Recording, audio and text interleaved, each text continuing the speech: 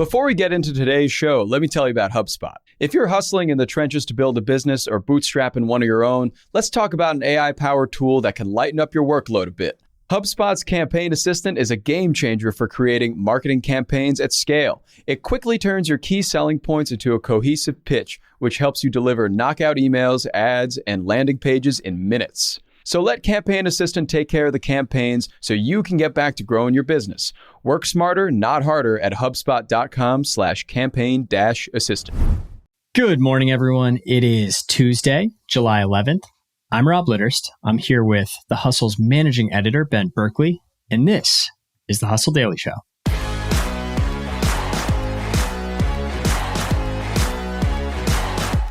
Hot dogs are making their stand and making a case as America's most beloved comfort food. The Wall Street Journal declared Frank's are the it restaurant order of the summer. Why are hot dogs suddenly having a revival? We'll answer that, but before we do, let's talk about what else is happening in the world of business and tech. All right, so unless you were living under a rock, you probably know that Meta's Threads has already cracked the 100 million user mark. That user base includes the team that got banned from Twitter for tracking Elon Musk's private jet.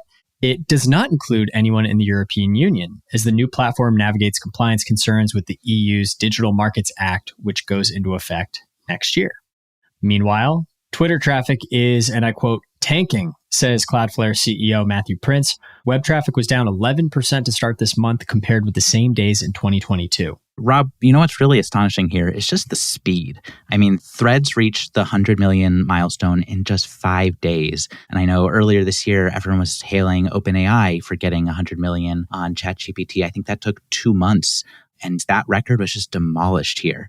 So really impressive. That said, I kind of think ChatGPT's accomplishment's a little more impressive since they started from scratch rather than, pulling from Instagram. What do you think? Couldn't agree more. I saw somebody on, I forget if it was LinkedIn or Twitter, but somebody was comparing Threads getting to 100 million as being similar to like McDonald's selling 100 million Grimace shakes or something like that. It's like a new product from a kind of defined brand. All you had to do is basically click a button on Instagram to get there.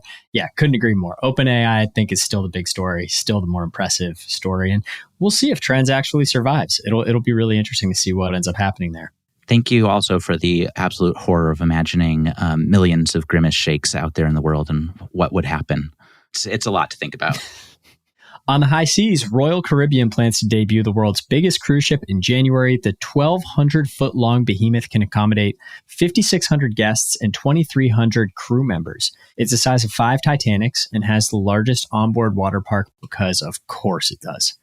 Today in AI, Google is testing its MedPalm 2AI chatbot at hospitals, including the Mayo Clinic. Trained on medical licensing exams and demos, it can answer questions, summarize documents, and organize data. Meanwhile, comedian Sarah Silverman and authors Christopher Golden and Richard Kadri are the latest to sue OpenAI and Meta, alleging both trained AI on their copyrighted work.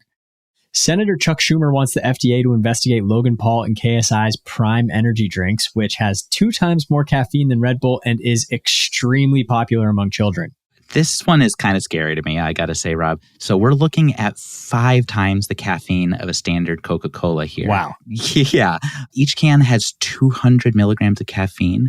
And if you look at the recommendations from the American Academy of Pediatrics, for kids aged 12 to 18, they're recommending less than 100. So I'd investigate this drink too, since it's bringing kids 2 times over the recommended limits just with 1 can. And it's mainly kids that are eating it because it's mainly kids that are obsessed with Logan Paul and KSI. Yeah, that's crazy. They should be marketing this to like new parents or something like that. People that actually need 200 milligrams of caffeine to survive throughout the day.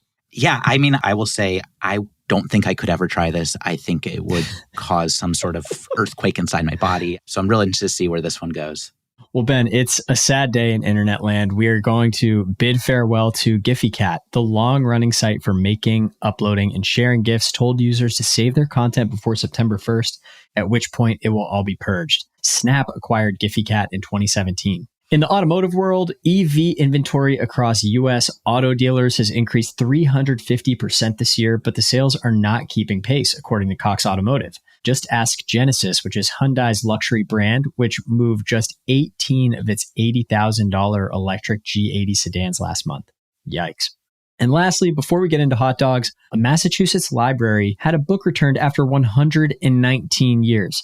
It was first checked out on Valentine's Day of 1904. How romantic. The New Bedford Free Public Library has a 5 cents per day late fee. So that would have otherwise added up to $2,100. But their late fee policy also maxes out at $2. So honestly, no big deal. All right, let's talk hot dogs. Hot dogs are having a moment right now. Ben, why now and what the heck is going on? Can you explain this to me? Sure. Well, first off, Rob, happy National Hot Dog Month to you and to all who celebrate out there. Oh, happy National Hot Dog Month to you too. Thank you so much. So hot dogs are indeed in the spotlight this month, and that's not just because it's July when sales are ordinarily the highest. You know, we're looking at the chains that feature them. They're expanding. We're looking at high-end restaurants starting to add them to the menu. All of this culminated in the Wall Street Journal declaring this week that hot dogs are the IT restaurant order of the summer. So let's just kind of take a quick sidestep here before we talk about the why and just kind of, get the lay of the land of the hot dog business. Love it. I want to deep dive into hot dogs right now because, the obvious reason that they're blowing up is because hot dogs are amazing, but there's got to be more to the story. Oh, there is. So obviously, they've long been an American favorite. We're looking on average every year at U.S. consumers buying about 900 million pounds of hot dogs. Sheesh. Which is a lot to think of. And that number really spikes on July 4th, not surprisingly, and not just for the Nathan's hot dog contest. There are about 150 million hot dogs consumed in the States every year on the 4th. And these stats, by the way, that I'm pulling from, they come from the National Hot Dog and Sausage Council. I am not a member of this, but I'm thinking about it. And they have a lot of other stats that I'm just going to throw at you because what fun is a podcast without some good stats? Right. Of those 150 million Independence Day dogs, the council suggests that they could stretch from Los Angeles to Washington, D.C. more than 5 times if laid end to end. Again, a lot to think about.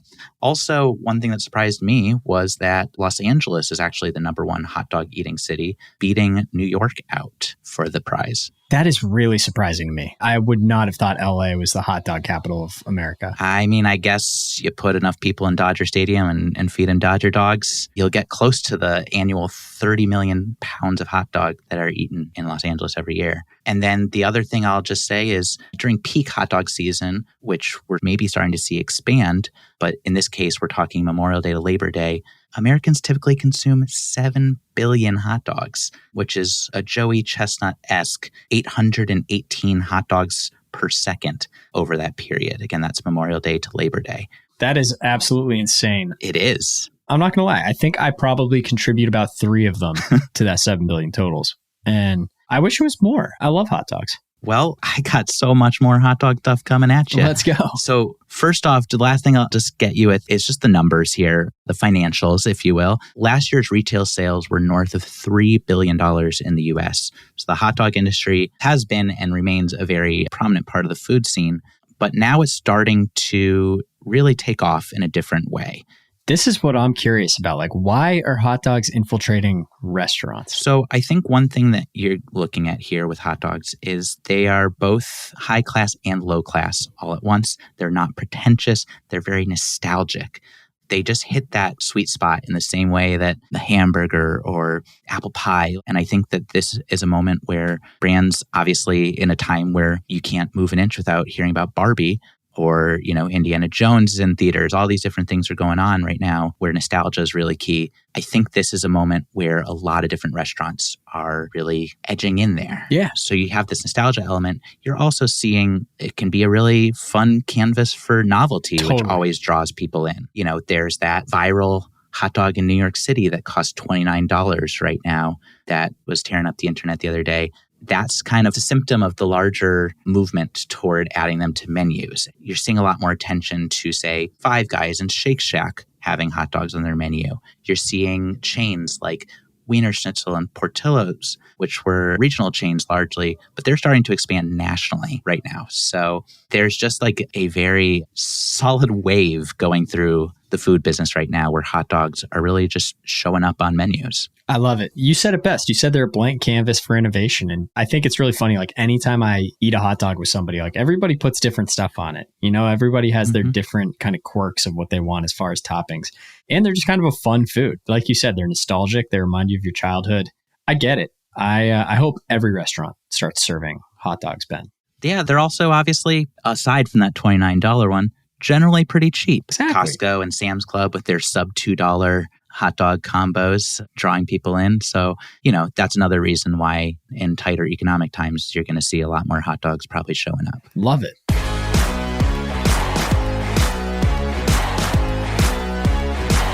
All right, that's going to do it for us today. Thank you for tuning into the Hustle Daily Show. We are a proud part of the HubSpot Podcast Network. Our editor today is the esteemed Robert Hartwig, and our executive producer is Darren Clarke. We've got a lot more tech and business coverage in our newsletter. If you're not subscribed, please go get yourself signed up at thehustle.co/email, and have a terrific Tuesday.